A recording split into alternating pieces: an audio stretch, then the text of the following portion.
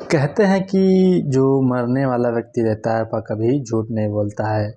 ख़ासकर वह व्यक्ति की बात तब अहमियत देते हैं लोग जब वह मरने वाला रहता है और कुछ बात कहे तो लोग उसकी बात की बहुत ही अहमियत करते हैं। ख़ासकर अगर जब यह बात किसी जज के सामने किसी मजिस्ट्रेट के सामने अपना कोई बयान दे मरते वक्त, तो उसकी बात की बहुत ही अहमियत होती है। और जैसे ही यह जो बयान था जज साहब के पास जाता है, जज साहब इस बयान को देखते हैं और वो भी तुरंत जो गुनहगार था उसके ऊपर कार्रवाई करते हैं और वो भी सोच में पड़ जाते हैं कि कोई ऐसा कैसे कर सकता है। लेकिन यह जो बयान था ना किसी जज के सामने था, ना किसी मजिस्ट्रेट के सामने था। यह जो बयान था एक लड़की ने अपने भाभी को जो उसके साथ पूरी घटना हुई थी उसको बताया था। और जो लड़की थी उसकी नई नई शादी हुई थी। वह अपने पति के साथ 7 जन्मों के लिए फेरे लिए थे, 7 जन्मों की कसम खाई थी। लेकिन उसके साथ 7 दिन भी सही से नहीं रह पाई और इस दुनिया को अलविदा कह दिया। ख़ासकर अगर कोई व्यक्ति पढ़ा लिखा हो और ऐसी गलती करे, ऐसी क्रूरता वाली हरकत करे, तो लोग भी सोचने पर मजबूर हो जाते हैं और सोच में पड़ जाते हैं।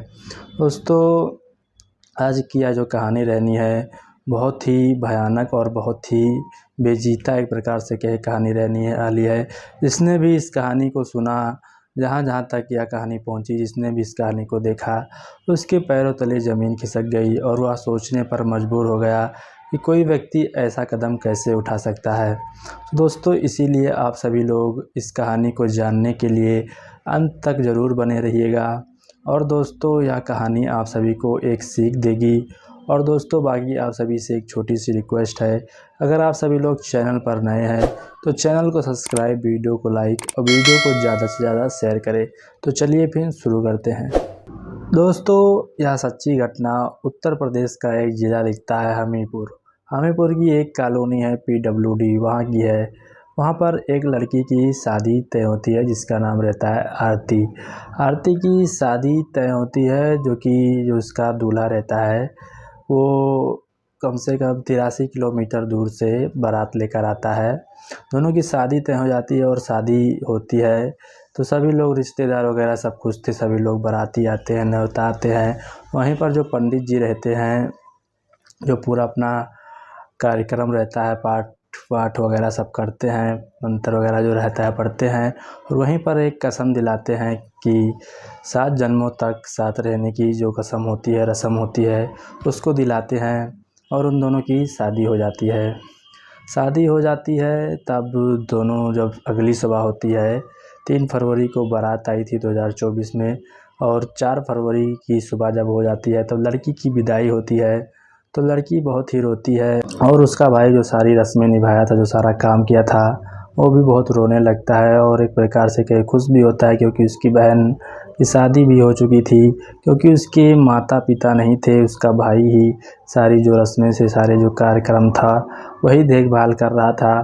तो अपनी बहन की विदाई कर देता है। उसकी बहन की उम्र लगभग 35 साल के आसपास हो गई थी। तो उसकी बहन की विदाई हो जाती है और जो लड़का रहता है विदा करके अपने घर लेकर चला जाता है। जब अपने घर लेकर जाता है तब वहाँ पर वो भी बहुत पढ़ा लिखा लड़का था, सॉफ्टवेयर इंजीनियर था। उसकी भी उम्र लगभग 35 साल के आसपास ही थी। जब वो अपने घर लेकर जाता है तो वहाँ पर दुल्हन की जो पहली रात होती है, जो सुहागरात होती है, वहाँ पर वो जाता है और उसके दिमाग में पता नहीं क्या रहता है, इतना पता नहीं स्ट्रेस रहता है या दोस्त वगैरह से सलाह मशवरा लेकर उस लड़की के पास जाता है, कोई नशीली दवा खा लेता है। दवा खाने के बाद उस लड़की के साथ वह जो व्यक्ति था, दूल्हा था, अपनी पत्नी के साथ बहुत ही गलत काम करने लगा, कभी प्राकृतिक कभी अप्राकृतिक।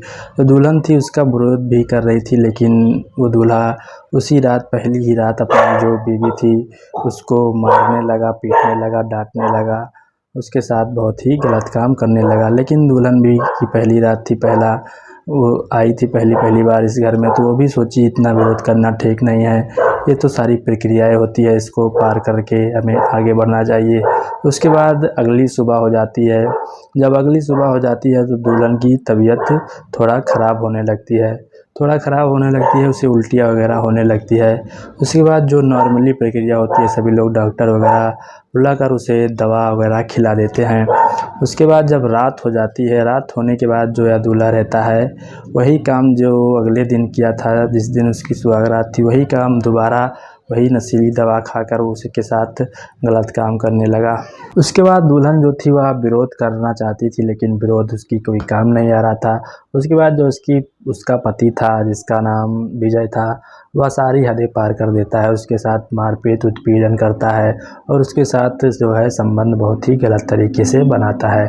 उसके बाद अगली सुबह हो जाती है अगली सुबह हो जाती है, फिर रात होती है। तीसरे दिन भी उसके साथ ऐसे ही काम करता है। सब नशीली गोलियां हैं, उसको खाकर उसके साथ गलत काम करना शुरू हो जाता है। उसके बाद यह नहीं सोचता कि यह मेरी बीवी है क्या नहीं है।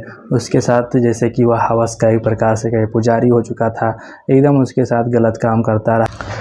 जो उसकी बीवी थी, उसकी जो तबीयत है बहुत ही ख़राब होने लगी, लेकिन उसको कुछ दिखाई नहीं दे रहा था। वो एकदम हवस का एक प्रकार से कह सकते हैं भूखा हो गया था। उसको अपनी बीवी की फ़िक्र नहीं थी, अपनी हवस की एक प्रकार से कहें तो फ़िक्र थी, उसकी कोई फ़िक्र वह कर नहीं रहा था। उसके बाद जब सुबह होती है, तब तीसरे दिन जो लड़की रहती है आरती नाम की, वहाँ अपनी जेठानी से बता देती है कि मेरी बहुत तेज़ तबीयत ख़राब है, आप कुछ करिए, नहीं तो डॉक्टर के पास लेकर चलिए। यह लोगों ने वैसे ही डॉक्टर बुलाए, लेकिन उससे कुछ फ़ायदा नहीं हो रहा था। उसके बाद जो उनकी जेठानी रहती है, उनके मायके फ़ोन कर देती है उनके भाई के पास, कहती है तुम्हारी बहन की तबीयत बहुत ज़्यादा ख़राब है, इसको यहाँ से ले जाओ, कहीं अच्छे डॉक्टर को दिखाओ।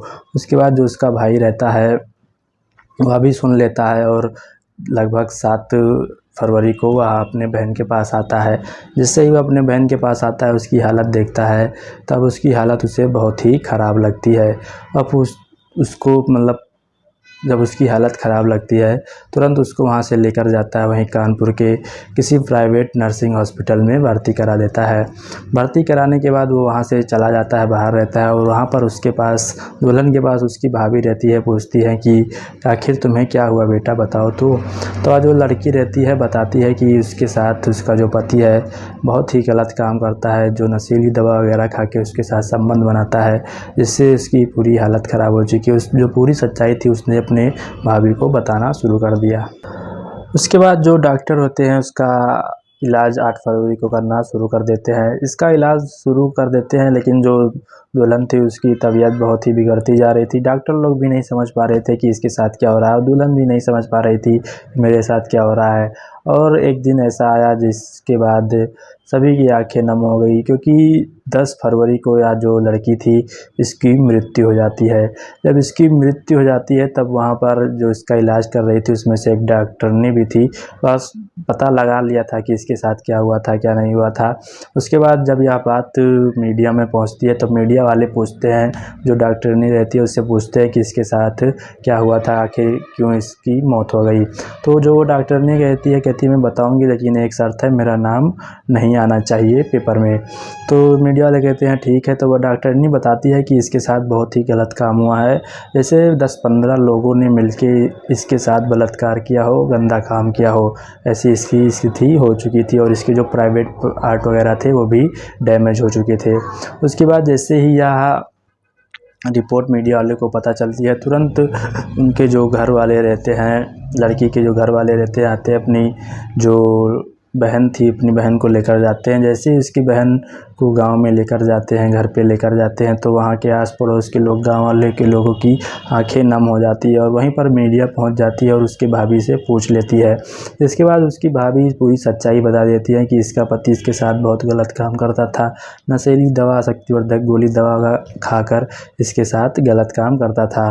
जैसे ही यह बात मीडिया में को पता लगती है, मीडिया तुरंत इस बात को प्रकाशित कर देता है, और वहाँ आस पड़ोस के लोग, जो सारे लोग थे, वह कहने लगते हैं कि बेचारी इतनी अभागन थी कि बचपन में अपने माँ बाप को खो दी, लेकिन जो इसका भाई था अपनी फ़र्ज़ निभाया, अपनी बहन की शादी की, और जिससे या 7 जन्मों के फेरे लिए थे, 7 साल जीने मरने की कसम खाई थी, उसके साथ 7 दिन भी नहीं रह पाई। यह आपको देखने को मिल जाएगा। उसके बाद जब मीडिया पूरी बात प्रकाशित करता है, जब डालता है, तो जहाँ दूल्हा रहता है जिसका नाम विजय रहता है, वह कहता है कि नहीं, मेरी इसमें कोई गलती नहीं है कि ये जो लड़की थी पहले ही से बीमार थी और बीमार लड़की से मेरी शादी करवा दी है। ऐसी सारी बातें आती रहती है, होती रहती है, ऐसे कह के बात टाल देता है। उसके बाद जो उसका भाई रहता है, दुल्हन का भाई रहता है, एसपी के पास जाता है, पूरी रिपोर्ट दर्ज कराता है, तहरीर दे देता है।